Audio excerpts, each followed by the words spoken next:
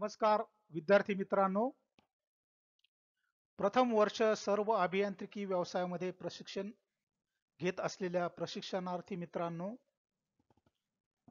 Bharat skill निमी module प्रश्नोत्तरे स्पष्टीकरणासह या series मधील आजच्या या व्हिडिओमध्ये भारत स्किल निमी मॉड्यूल मधील कार्यशक्ती व ऊर्जा, वर्क पॉवर अँड एनर्जी हा जो टॉपिक आहे, या टॉपिक वरील जे बहुपर्यायी प्रश्न आहेत, मल्टिपल चॉईस क्वेश्चन्स, MCQ आहेत, त्या MCQ जे विचारले गेलेले आहेत त्याच्यातील बहुपर्यायी प्रश्नाचे उत्तराचे स्पष्टीकरणासह या व्हिडिओमध्ये आपण विवेचन करणार आहोत.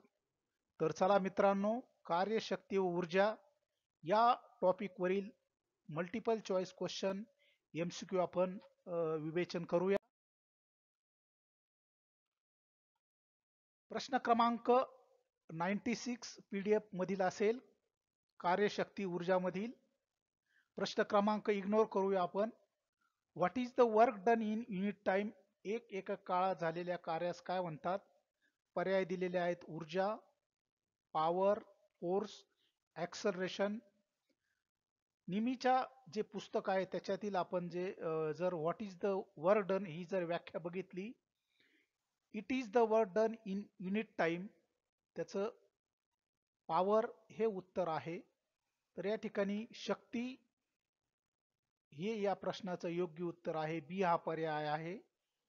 पुढचा प्रश्न आहे, what is the capacity of body to do work is called? पदार्थाच्या कार्य करण्याच्या क्षमतेस काय म्हणतात? पर्याय दिलेले आहे: ऊर्जा, शक्ती, ऍक्सलरेशन आणि फोर्स. ऊर्जेची जी व्याख्या आहे, the energy of body is its capacity to work. या ठिकाणी हे जे स्पष्टीकरण आहे, या प्रश्नाचं उत्तर आपल्याला या पुस्तकातील जो रेफरन्स आहे निमी बुक मधील, तो एनर्जी हा पर्याय आपल्याला इथं योग्य उत्तर आहे, म्हणून ए पर्याय आहे या प्रश्नाचा. पुढील प्रश्न आहे, what is the ratio of power output to power input?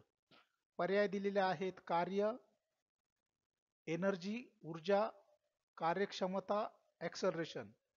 याची जर व्याख्या आपण रेफरन्स बघितला तर power input is the power given to machine to do work.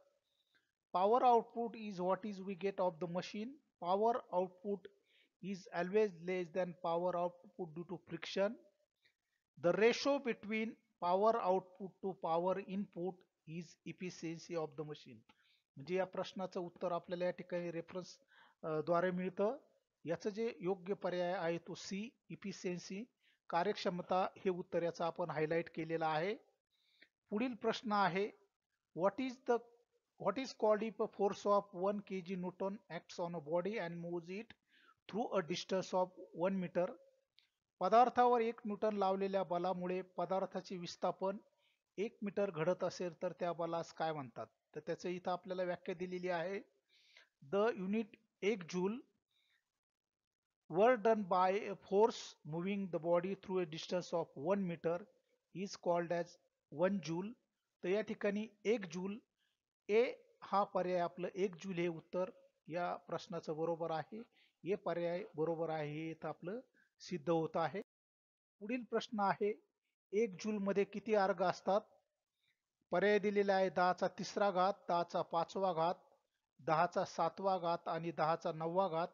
तर जे उत्तराचं स्पष्टीकरण आहे त्यामध्ये आपल्याला मिळतं 1 जूल बरोबर 10चा 5वा घात डायन्स गुणिले 100 सेंटीमीटर, म्हणजेच 10⁻⁷.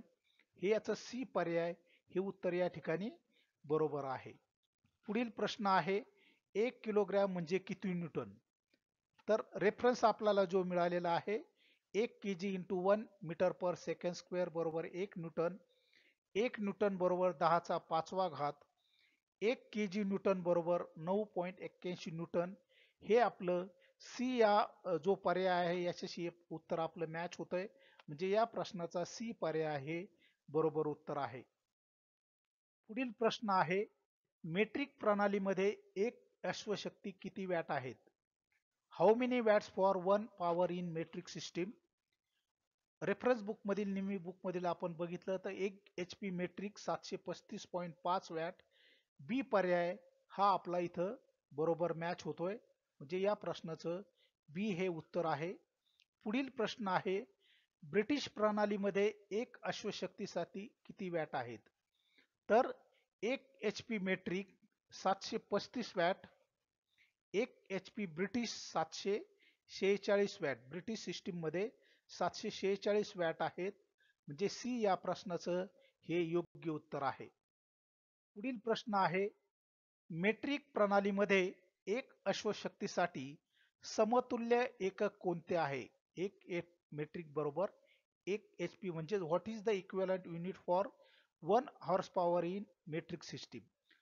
तर जो रेफरन्स मिळालेला आहे आपल्याला, याचं पर्यायाचं उत्तर आहे A 75 metre kg metre per second.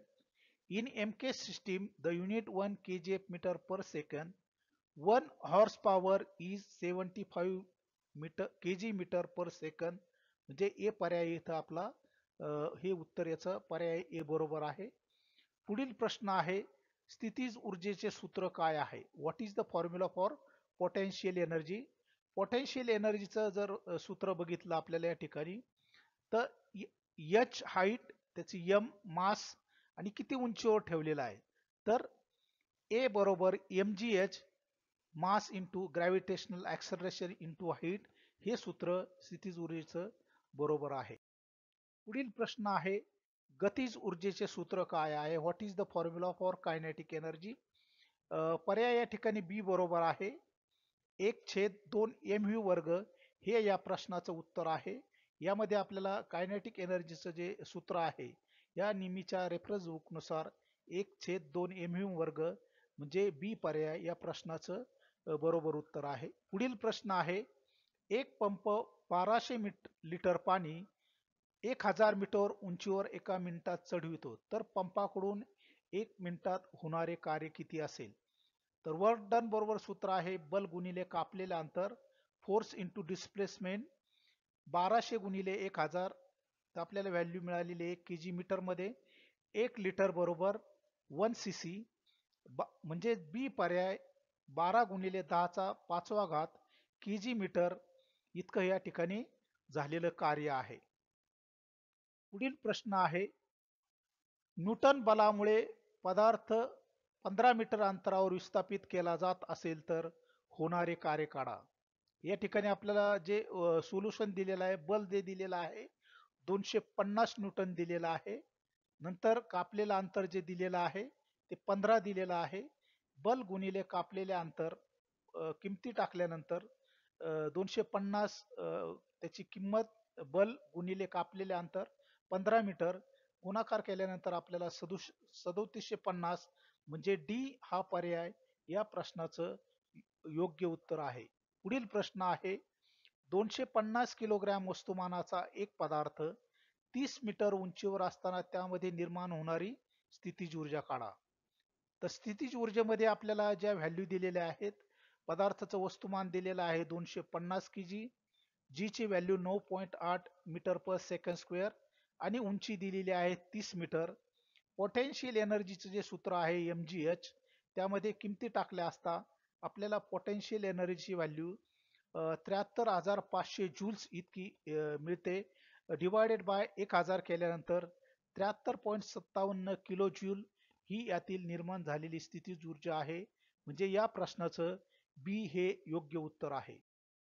पुढील प्रश्न आहे, 10 किलोग्रॅम वस्तुमानाचा एक पदार्थ 20 मीटर उंचीच्या खांबावर ठेवल्यास त्यामध्ये निर्माण होणारी स्थितीज ऊर्जा काढा.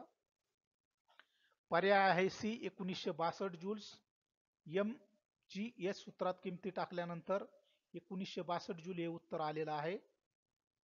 तर आपल्याला इथं किंमत मिळालेली आहे 1962. पुढील प्रश्न आहे, 15.5 किलोग्रॅम वजनाचा भार 4.4 मीटर उंचीवर नेल्यास झालेले कार्य जूल मध्ये काढा. इथंही आपण mgh सूत्र वापरणार आहोत. m 15.5, g बरोबर 9.81, h बरोबर 4.4 मीटर. P बरोबर mgh किमती टाकल्यानंतर आपल्याला 669 जूल्स. डी हे उत्तर या ठिकाणी. पुढील प्रश्न आहे, 5 ग्रॅम वस्तुमानाच्या बंदुकीची गोळी 500 मीटर प्रति सेकंद वेगाने गतिमान झाल्यास तिच्यामध्ये निर्माण होणारी गतिज ऊर्जा काढा. ज्या किमती दिलेल्या आहेत, पदार्थाचं वस्तुमान दिलेलं आहे 5 ग्रॅम, स्पीड दिलेला आहे 500 मीटर पर सेकंद. कायनेटिक एनर्जीचं जे सूत्र आहे 1/2 mv वर्ग 1/2 5 गुणिले 500 गुणिले 500 केल्यानंतर 62,500 भागिले 1000 जी किंमत मिळते आपल्याला 625 जूल. म्हणजे या प्रश्नाचं बी हे योग्य उत्तर आहे, हे या ठिकाणी आपलं सिद्ध होत आहे. तर विद्यार्थी मित्रांनो, या व्हिडिओमध्ये आपण कार्यशक्ती ऊर्जा या पाठावरील निमीची भारत स्किल वरील जी प्रश्नावली आहे, मल्टिपल चॉईस क्वेश्चन्स आहेत, याची उत्तरं आणि त्याची एक्सप्लेनेशन या व्हिडिओमध्ये आपण बघितलेली आहेत.